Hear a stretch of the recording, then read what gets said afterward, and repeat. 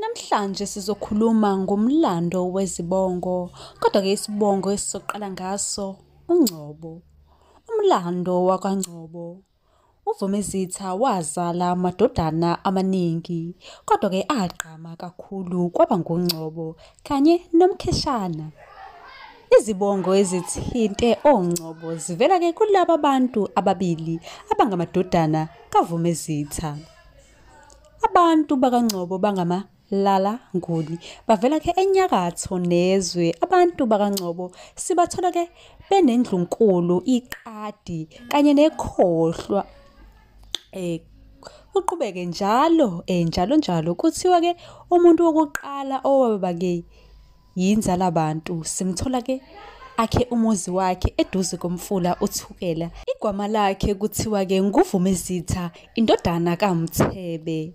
Kuthiwa-ke uVumezitha ozala uNgcobo noShangase uMkheshana wayevela-ke ebantwini bakaTembe kaMaphutha eMozambiki. Yibona-ke labo bantu abasusa uDlamini wesithathu, inkosi yamaSwazi, ngaseDelagoy Bay, lapho-ke besahlala khona kuze kube yimanje. Elinye-ke lamadolobha abo libizwa-ke ngokuthi kuseMaputo. Leli gama lisuselwa-ke egameni-ke elithi Maphutha. Ngabelungu-ke laba ababehluleka ukubiza leli gama. Njengoba sesikhulumile-ke ngamadodana amabili kaVumezitha okunguNgcobo inkosana kanye-ke noMkheshana umfowabo. Umlando uveza ukuthi uNgcobo ubekhonze kakhulu abantu besifazane, bese kuthi-ke uMkheshana yena-ke ukhonze ukuzingela izinyamazane. uMkheshana yena owagcina-ke esezala abantu bakaShangase, kodwa-ke asiqondile-ke ukuhlaziya abantu bakaShangase sesabheke nje ngqo kubantu-ke bakwaNgcobo namhlanje. Ake sibheke-ke uNgcobo njengoba-ke sishilo ukuthi uNgcobo ubekhonzile abantu besifazane. Yena waganwa ngamakhosikazi ahlukahlukene. Inkosana yakhe-ke kwaba nguDingile.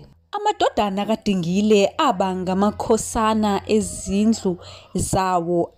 Ake siqale-ke sizwe ngenkosana yakhe uDingile ayizala-ke endlunkulu ogama layo Nyuswa. Yena-ke ufana njengenkosana jikelele yesizwe sonke sakwaNgcobo, uLwanya-ke uZonca.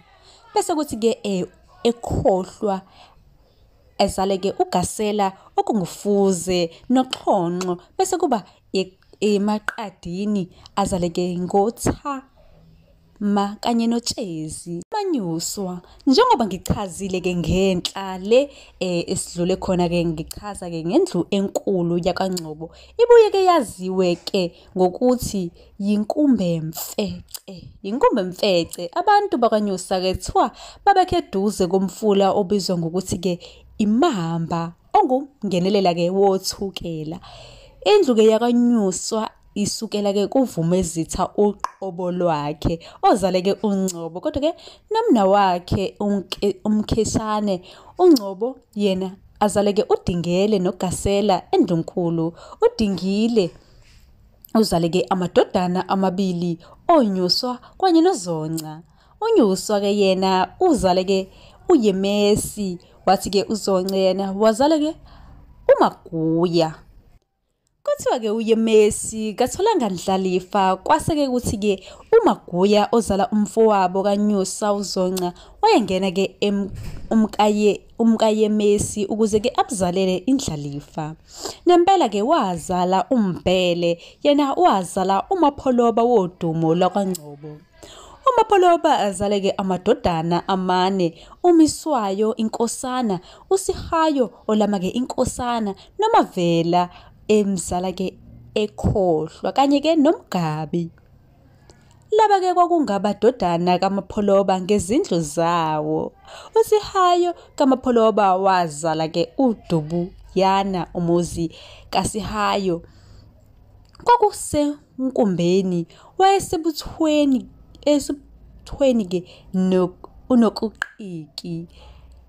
Ngemva-ke kokushona kwaMapholoba kwakufanele-ke kubuse indodana yakhe uMiswayo, kodwa lokhu kwakwenzeka ngoba-ke nayo yasheshe-ke yashona. Lokho kwafaka ke imbango phakathi kukaSihayo noMngcobo. Babanga ke ubukhosi babanga nje impela. Kuthiwa ke lokhu kwathi kufika ke ezindlebeni zikaShaka kwamcasula kakhulu ke uShaka. Lokhu kuza lokhu weza ke nentsha wabaklelisa imigqa emibili abantu bakwaNgcobo wayesihambisa phakathi nendawo kwabo leyo nja. Yabanuka intsha, yabanuka ngamunye ngamunye, yasifika ke kuSihayo yatshikizisa umsila yahlala phansi. Wayesethi ke uShaka, "Pho nifunani? Angithi niyayibona inkosi yenu nanso ke." uSihayo wathi ke eseyinkosi yakwaNgcobo amanyuswa wayelokhu ke ethumele njalo ke isipho sikagwayi kuShaka.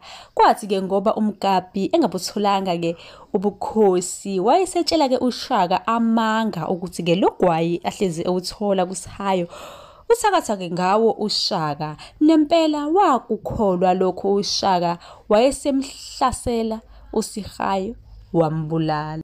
Kwathi ngoba amanyusa engasenayo inkosi yabo aya endodaneni kaSihayo uDubuyana owayakhe ke ngakuzihlandlo Mkhize ukuba ke ababuse. Yilapho ke abaphazamiseka khona ngesikhathi sebekubusa ke uDingane eseketula izihlandlo.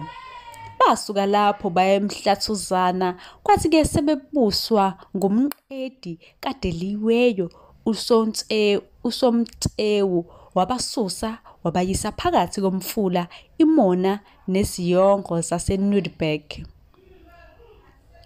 uDubuyana kaSihayo wazala ke uDeliweyo, Xegwana noGobosi.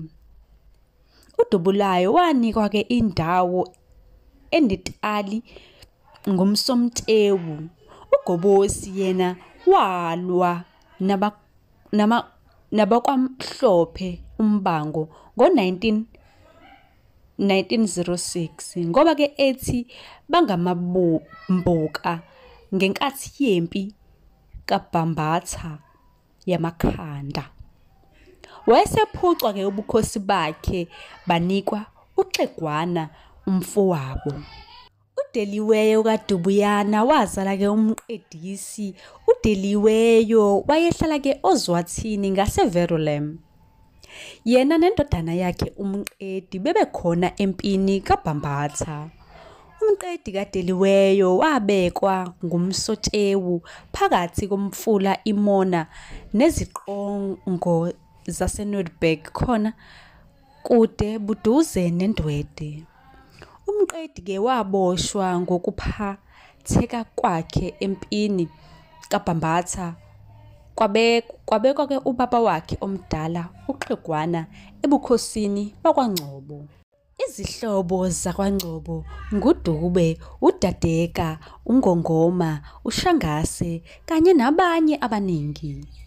Izibongo ezidabuka kwaNgcobo nguHlabisa, nguNgidi Hlomuka, Woyisane, Nzama, Vilakazi, Nzimande Jili nezinye ke esingakaze ke sikhulume ngazo eziningi. Izithakazelo zakwaNgcobo, Mapholoba, Nyuswa, Fuze, Mavela, Mafuzafulele njengefule emvula, Mashiya mahla ngathi azoshumayela, Dambuza, Mthabathe, babhala ngozipho abanye bebhala ngepensela, Malale faka umune endoni avuke ekuseni uncinda khomba ilanga, Mavula nkungu, mavele ilanga, Sididane, Ngongoma, Maqada amakhulu, Mbili. Mlaleli, uba ukuthi ke nawe kunesibongo ke ofisa ukuthi sikuchazele kabanzi ngomlando waso nezithakazelo zakhona, ungabhala la ku-comment section usho ukuthi leso sibongo sithini. Ebese ke uma unembuzo ngoNgcobo ofuze ofulela uMapholoba, ubhale khona la ku-comment section uzophendulwa. Nisale kahle.